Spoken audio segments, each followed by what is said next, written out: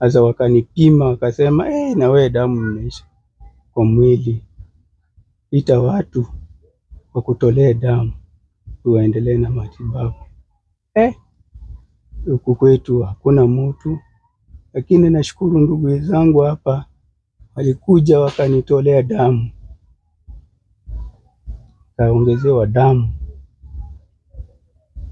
kakaa hapo mwezi mmoja na wiki tena 2. Sasa ndio daktari mkubwa akakuja kunipima, akachukua ile usaa yenye inatoka hapo na nini vitu kidogo, kaenda na damu kapeleka kwa lab Kemri, sijui ni lab ama ni Kemri.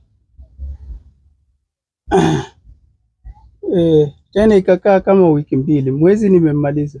Wiki ya 2 mwisho ananiletea risasi, ananiambia wewe uko na kansa. Sasa hapo ndo nikajipata niko na kansa, na wakati unaambiwa uko na kansa unapatiwa discharge immediately, unakuwa released immediately.